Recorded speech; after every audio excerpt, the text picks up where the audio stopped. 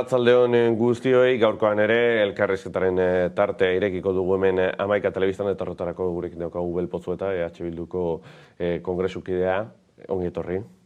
Mila esker.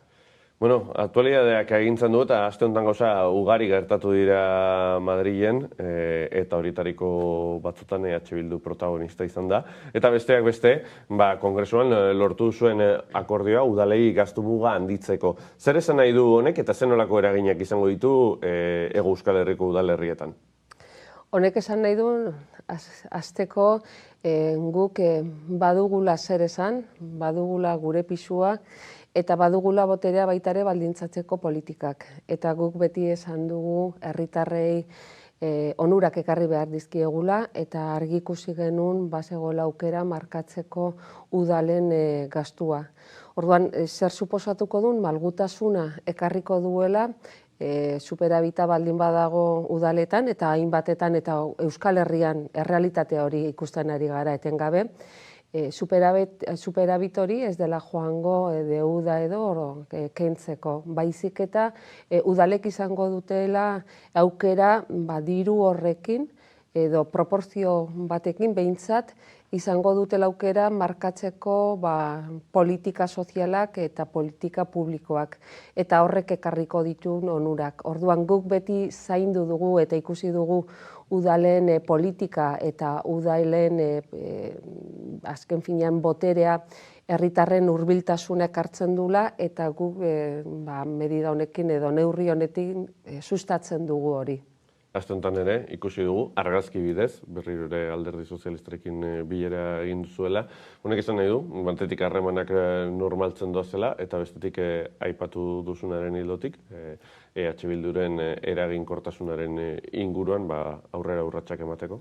Bai, nik uste dut hori normalizatu dela, gurekin hitz egin behar dela, gurekin hitz egiten dela eta gurekin hitz egingo dela. Nik uste dut herritarren aurrean hori argi eta garbi ikusi da, normaltasunez hartzen dela eta guk badaukagula gure hitza eta gure boterea markatzeko politikak. Eta horrek nik uste dut gauza berria dela eta baita ere markatzen du, orain arte nik uste dut bazegola alderdi bat PNV-ri buruz hitz egiten dut, berak pentsatzen zuela zela bakarra markatzeko eszenatoki horrekin nortzuk eta norekin hitz egin behar zela eta zertarako. Orain eszenatoki horretan Euskal Herria Bilduk markatzen du. Eta Euskal Herria Bilduk baita ere badu hitza eta badu ahalmena bideratzeko politikak eta, azken finean bere agenda markatzeko ere.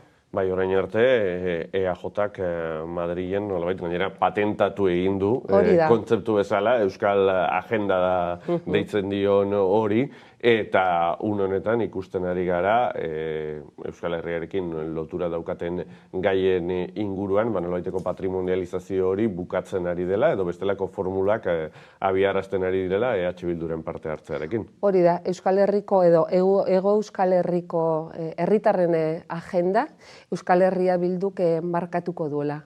Eta hasieratik esan genuen ez gure partiduen agenda, baizik eta herritarren beharren agendak. Eta, hasi gara honekin, malgutasun horrekin, eta baita ere planteatu genuen aurrekoan baita ere, aste honetan pentsioaren gaia. Zoritzarrez PNV-ek betatu zuen eta horregatik ezen atera, baina guk argi dugu politika ezkertiarrekin eta progresistekin jarraituko dugula. Nola interpretatzen da EAJaren boto hori? Guk gure interpretazioa hildo beretik doa lehen komentatu dudanarekin. Berak orain arte monopolizatu du zer nolako agenda markatu behar zen, berak saldu du kompetentziaren gaia bere agendan edo Eusko Jaurlaritzako agendan sartzen zela, eta ikusi da guk Euskal Herria Bilduk atera dugula hortik eta guk markatu dugula. Eta argi eta ozenki esan behar da, hori ja adostua zegoela PSOE eta Aldugunarekin, berez bazegoen aukera ateratzeko, eta PNV-ek hor rabieta bat, argi ikusi zen nola Aitor Esteban nolatera zen, eta bere amorruarekin betatu zuen. Bai, berehala jarraituko dugu euskal gaiekin, nolabait esaterren, baina aste honetan ere, begibistakoa da izan da, eta denok ikusi ahal izan dugu agenda markatu duen beste elementu bat, eta Kataluniako mahai politikoaren osaketa. Lehendabiziko hitzordua ikusi dugu, eta Euskal Herritik, eta kasu honetan EH Bildutik, gainera RC-rekin duen harremana medio, nola ikusten da egora? Itxaronpetzun hartu beharko dugu. Nik uste dut itxaropena ez dela galdu behar, ez dela erresa izango, hori ere, ze badago hor presio handia. Eta guk argi dugu erabakitzeko eskubideak hor oinarria dela, eta hori babestu eta defendatu egin behar dela. Eta hor, PSOEk aldugun hor badaukate aukera benetako politika demokratikoa egiteko, eta badute aukera baita ere etengabe ari dira esanez, eta arlo guztietan dialogo, badaukate aukera hori gauzatzeko, eta benetan entzuteko Kataluniak zer dion, Kataluniak zer nahi duen, eta Kataluniak nola erabaki nahi duen bere etorkizuna. Bai, erabakitzeko eskubidea gauzatzeko erramintak behar dira, eta erraminta propioak, eta horren inguruan ere hitz egin da aste honetan kongresuan, adibidez, mahai gainean dagoelako lan erreformaren inguruko eztabaida, aspektu batzuk atzera bota dira, baina oraindik ere hainbat sektore dira erabateko deuseztapena eskatze dutenak, eta aste honetan bertan ikusi dugu, bertan gainera tribunatik Oskar Matutek Yolanda Díaz ministroarekin izandako solasaldia, tonu gainera nahiko egokian, lan hitzarmenen konbenioen estatalizazioaren inguruan, eta hori nolabait Euskal Herrira itzultzeko beharraren inguruan. Ari gara azkenean erramintak berreskuratzeaz eta eskubideak berreskuratzeaz. Bai, azken finean guk esaten dugu hemengoak, hemen dauzkagun gaiak eta hemen erabaki behar dela. Eta berzentralizazioarekin bide desberdinetatik moztu zen, eta guk hemen erabakitzea gure lan harremanei buruz hori ezinbestekoa da. Orduan da gauza bat hori sustatu behar dugula eta gauzatu behar dela. Orduan, aurrerago ere baditugu bai lan erreformak aldaketak baino gehiago agian berriak, gai berriak eta lege berriak sortzea. Azken finean, sortu zena eta egin zena murrizketa handiak ekarri zituen, eta langileen egoera benetan suntsitu ziren eskubide askok, orduan hori berreskuratu egin behar da. Eta hemen erabakitzea benetan zer eta nola, nolako baldintzak bizi behar dugun, eta gure lan egoteko momentuan zer eta nola bideratu behar den hemen erabaki behar da. Orduan, hildo horretatik joango gara gauzatzen ere gure politika. Batzen ere gara, azte honetan gauza pilo bat gertatu direla, eta beste sindikatuen bisita eta sindikatuekin bilera egin duzu, bertan egon dira, beste, ELA eta LAB. Bai, ELA eta LAB egon ziren, badakigu, azken egun hauetan ari garela baita ere jasotzen beraien kritikak, eta hori, normaltzat hartzen da. Azken finean beraiek badaukate bai almena eta bai, ez dakit nola esan, beraien hitza da markatu behar gaituna. Gero benetan zer egingo dugun edo nola egiten dugun guk oso baldintzatuta gauden, baina beti belarri pres eta beti pres ere ahal dugun neurrian beraien planteamenduak gauzatzeko. Orduan, harremanak zaindu behar dira, eta nik uste dut LAB eta ELAK eta adibidez grebaren egunean ere sortu edo aldarrikatu ziren eskaerak gureak direla. Hainbat momentutan irudituko da kontraesanak sortzen direla, baina bidea markatuta dago eta nik uste dut hori zaindu behar dela.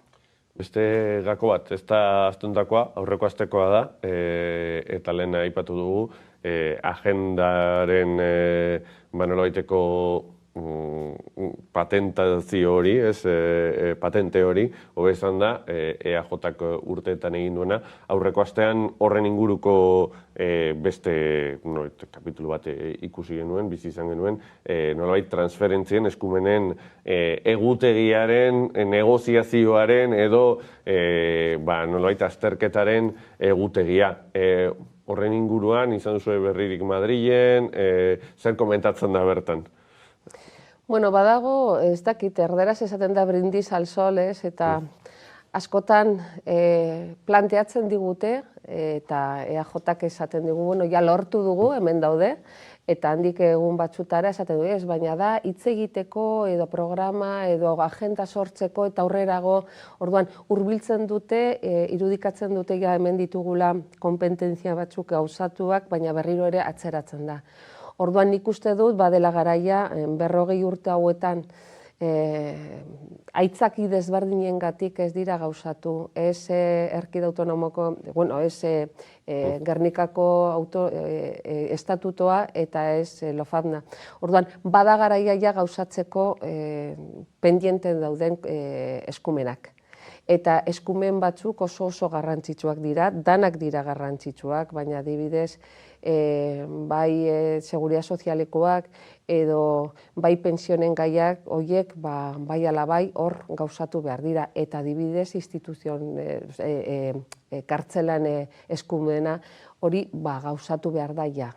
Bai, gainera espetxe eskumenarekin batera ere, badago ere beste auzi bat, gaurkoz beste klabe batzutan kokatu litekena eta da espetxe politika, ez? Eta kasu honetan, Espainiako gobernuko ordezkari ezberdinei entzun diegu, zentzura moziotik gaurdaino, bestelako espetxe politika bat abiarazi behar dutela, baina oraindik ere aldaketa horiek oso txikiak eta nolabait gainera denboran asko luzatu direna dira. Gaurkoz baditu erramintak Espainiako gobernuak egun dagoen espetxe politika aldatzeko, eta urruntzarekin amaitzeko, gaixo den presoak askatzeko eta bestelako neurri humanitarioak hartzeko. Bai, hain justu, pasaden astean justizia ministroarekin izan genuen agerraldiak, eta nik planteatu nuen salbuespeneko legealdiarekin amaitu behar dela, bada garaia, eta eskumenan hori ez dugu eskatzen beste munduko edo beste salbuespeneko egoera bat, baizik eta benetan betetzea legea eta erreza daukate. Eta horretarako borontate politika behar da. Eta horregatik guk ere esaten dugun, guk adibidez zehatzo bideratu genuna, eta etorkizunean joan behar gara ikusten ere politikak egiteko momentuan nola bideratuko dugun, baina guk ez dugu ematen txeke txuriak. Eta badaude gauzak borontate politikoarekin gaur bertan egin daitezkela, eta horregatik haren zuzen hori da bat. Bada garaia horrekin bizi izan dugun sufrimenduarekin eta bizitzen ari garen sufrimenduarekin amaitzeko. Eta legedia betetzea, eskatzen dena da legedia betetzea. Bai, gatazkaren ondorioekin jarraituz, aipatu dugu espetxe politika, baina baita ere memoriaren auzia bertan dago, eta zentzorretan, azkeneko asteetan, EH Bilduk lehen lerrora ekarri du, eta gainera eragin zuen, Podemosen posizio aldaketa, González Pacheco, Billy el Niño torturatzaile ezagunaren zerbitzu horria ezagutzeko behar sozial, komunikatibo eta demokratiko hori. Bai, hori da adibide bat, eta horrekin bai bat egin dute, baina badaude gauzak oso sakonak eta aldatu behar direla. Memoriaren gaiarekin adibidez, momentu honetan, martxoaren 20an, Maria Servini Estatu Espainolera etorri behar zen, Martin Villari aitortza hartzera, eta zerekin aurkitu garen, nun ikusten dugun badirudi Espainiako gobernuak oztopatu egin duela Servini etortzea. Beraiek orain, gobernuak esaten du, beraiek ez dutela ezer egin, baina argi duguna da, oztopoak jarri direla berriro ere, eta egia reparazioak eta konponketa ez datorrela. Orduan, lege berria, memoriaren lege berria egin behar da, kontutan hartu behar dira, orain arte gertatu diren gauzak ez direla konpondu, eta aitortza lehen esaten duguna, aitortza eta egiak, Eta badaude gaiak oso desberdinak, inmatrikulazioaren gaiak baita ere, badago abusuen gaia baita ere, badaude gai askok lotu edo borobildu edo azken finean itzi egin behar direla ondo aurrera egiteko. Bai, eta beste aurrekoan ministra bertan zegoela egintzen duen hitzartzearen ingurukoa, tortura. Bai, eta begira zer sortu zen. Bai. Orduan egiari buruz hitz egiten dugunean, nik badakite egia dela realitate bat oso poliedrikoa. Eta egia sortzeko behar dira ikuspuntu desberdinak. Eta nire ikuspuntutik agian nik hartu ditzakete, ez dakit, ikuspuntu desberdinak, badakit egongo direla beste pertsonak bere egiak ekarriko duela. Denen artean sortu behar dugu egia. Baina alde askok ez badira kontutan hartzen, ez garari hitz egiten, eta torturari buruz adibidez, nik argi eta garbi aipatu nuen, nola hain justu badago ikerketa bat nun hartzen dira bakarrik ja 4.111 aitortzak, eta hori da izeberden punta bakarrik. Orduan 4.000 aitortzekin hori da errealitate bat kontutan hartu behar dela, eta hori ere berriz ere esaten dugu egia eta erreparazioa. Nola erreparatuz duten. Eta erreparazioa egiteko lehenengo onartu egin behar da. Hasi nintzenean hori aipatzen, ja berehala hasi nintzen entzuten, bai komentarioak, jendeak oso deserosoa, eta nik uste dut Espainialdean horri buruz gutxi hitz egin da, eta bada garaia errealitate hori argi erakusteko eta erreparazioa ekartzeko. Bestela ezin da aurrera egin. Minak eta sufrimendu askok badaude, eta min horiekin nik uste dut benetan amaitzeko errekonozitu eta gero ikusi behar da nola aitorpen horrekin nola erreparatu. Badirudi batzuei ez zaiela gustatzen bestelako iritziak entzutea, ikusi genuen, zer gertatu zen, zelako jarrera hartu zuen Ortega Smith jaunak, atzokoan ere Twitterren hala ibili ziren, Voxeko kideak, badiez Mireia Behirekin, Kupeko diputatuarekin, eta aurreko astean, zuzauden leku berean, EAJ-ko senatari Almudena Otaola egon zen, eta gai honen inguruan aritu ginen ere bai, Petzen zuen, bortitza dela, han entzuten diren hainbat gauza entzutea, eta bereziki entzuten ez direnak, hau da, mikroa zabalik ez daukatenen, zurrunbilo hori, galdetu nahiko nizuken olakoa den elkarbizitza. Atzo ohoreko hitz bat berriro entzun genuen, eta izan zen Zorgina, Mireiari esan zioten, bruja! Eta guk esan genuen, ohore handiarekin gauza bera gertatu zitzaidan niri Nafarroan hauteskundeko kanpainan. Eta zer nola den elkarbizitza? Guk oso gertu ditugu gure ondoan baditugu Voxekoak, eta han entzuten diren inproperioak izugarriak dira. Errespetu oso gutxi daukate, politika egiteko minimo batzuk bete behar dira, eta minimo bat maksimo bihurtu behar dela da errespetua. Eta hor ez dago. Eta gero entzuten diren bai diskurtsoak eta argumentazioak benetan atzera egitea da, eta markatzen digute dirudi gezurra, baina beraiek planteatzen dute errealitate bat oso bortitza. Ez dutela kontutan hartzen, ez pertsonen errealitateak, ez aniztasuna, ez errespetuak, eta ez herriak. Orduan, benetan, errespetu handiarekin hartu behar da errealitate hori, eta denon artean nik uste dut ere pentsatzeko zer egin behar dugun pertsonak horiek joateko beste planteamenduarekin.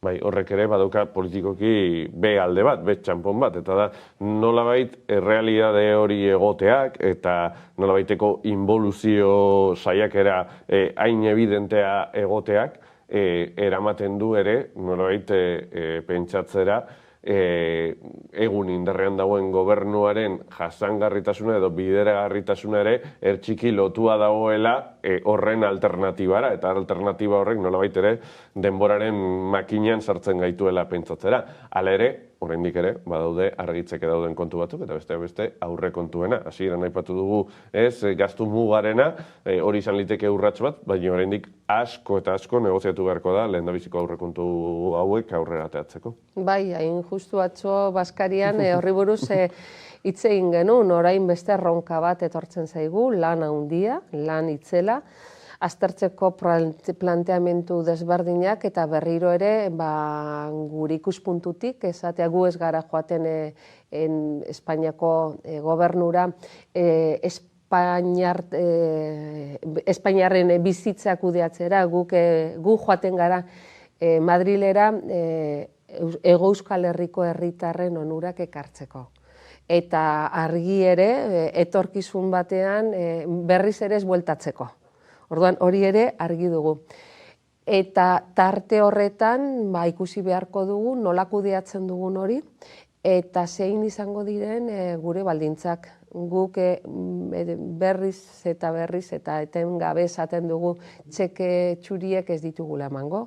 Orduan baldintzatuko dugu eta argi dugu. Alde batetik eskubiari aurre egitea, hori bai, badugu, baina baita ere argi ikusi behar dugu bai politikak publikoak eta eskartiarrak gauzatu egin behar ditugula. Orduan, badugu lana, benetan. Elkarrizketaren azkeneko tartean galdera pare bat, lehen mikroetatik kanpo ipatu dugu, hau dela ikasketa handi bat. Zelan dara Mabel Pozuetak bizitza aldaketa hau, eta nolait Madrilen dagoen, batetik lehen aipatu du giroa, baina bestetik dagoen lan karga mardula. Eta egunak imaginatzen dut oso azkar joango direla, eta asteak ere, Madriletik Euskal Herria. Bai, pasaden astean izan zen ikastaro trinkoa niretzako.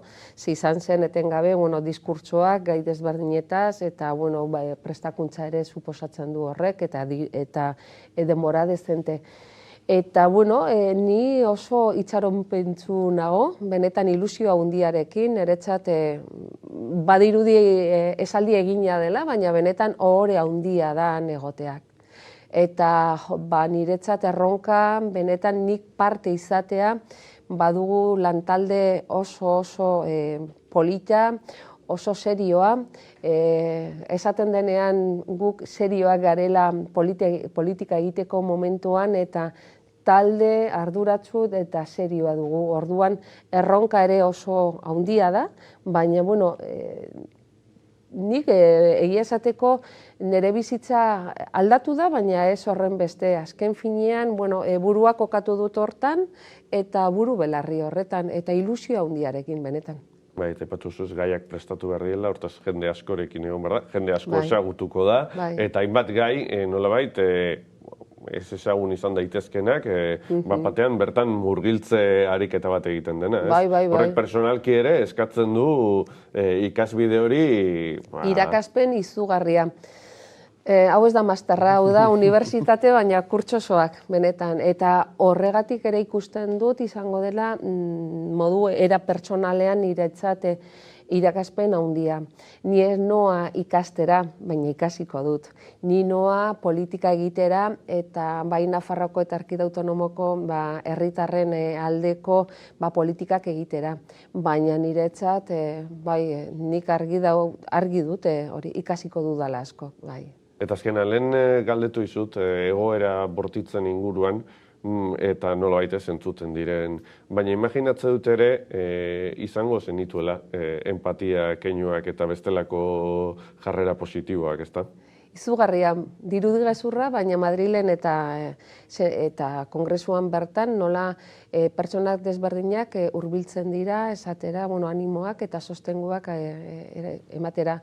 Bai ujierren aldetik eta bai pertsonen aldetik, eta gero bai egia da nik pasaden astean ozenki esan nuen nor nintzela ere. Eta, batzuek harriduraz hartu zuten, gure kasuan, adibidez, Altsasukoen kasuak ezagutzen zuten, baina ez ekiten ni ama bat nintzela, eta, jendea, animoak eta babesa. Orduan alde horretatik, energia gehiago ere hartzeko momentu. Gertatu zitzaidan, aste hontan, Ujier bat hurbildu zitzaidan, euskaraz hitz egiten, eta, hasi ginen pixkat hitz egiten, eta nire harridurarako, hori, euskal herritarra zela, eta nola zegoenan, eta gero pixkat aurrerago hurbildu zitzaidan, eta esan zidan, barkatu, baina galdera bat egingo dizut, zer modu zure semea. Eta, hori kongresuan entzutean, benetan, harrigarria da. Horrek erakutsi du baita ere, injustizia izugarria betetzen ari dela, eta, sozializazio lanarekin asmatu dela. Eta azkena derrigorra da, zelan dago zure semea eta zelan daude Altsasuko gazteak? Prozesua luzea izaten ari da eta oraindik ez da amaituko. Hau amaituko da, amaitzen bada, ze hori gure bizitzan geratuko da betirako. Amaituko da kondena beteko denean, eta hori izango da 2024an, 2025an. Orduan, oraindik baditugu urteak. Edo gehiago, benetan behiraia. Baina tarte horretan legea beteta, guk ikusten dugu orain hasi direla ja 3. graduan bik, hemendik utzira ja laurden bat beteta ere lehenengo baimenarekin hasiko dira beste 3, 2 badaukate onartuak eta falta zaio beste bati, eta ondoren apirilean aldean eta beste 2. Orduan espero dugu legea betetak uda baino lehen 3. graduan edo egongo direla, espero dugu 7, baina ea. Orduan hori ikusten, ja argia ikusten hasi gara. Ze gure prozesua oso bortitza izan da eta beti iluna, gero eta ilunagoa. Eta orduan orain hasten gara pixka bat argia ikusten eta horrekin itxaron pentsuak, baina beti esaten dugu. Baimenekin edo 3. graduarekin edo ez da amaitzen. Jarraitu behar dugu, gure borrokan jarraitu behar dugu injustizia hau berriz ere zerrepikatu arte. Momentuz argi printza horiekin geratzen gara, Belpotzu eta eskerrik asko, plazer bat. Mila esker zuri. Eta ikusentzulei gogoratu, Hamaika Telebistan informazio guztia eskuragarri izango duzuela, gurean gaur albistegi zerbitzuetan eta gakoak saioan horrekin batera, hamaika.eusen eta Hamaika Telebistaren Twitter, Facebook, YouTube eta Instagrameko profiletan gure partetik besterik ez, eta gabon pasa, mi esker.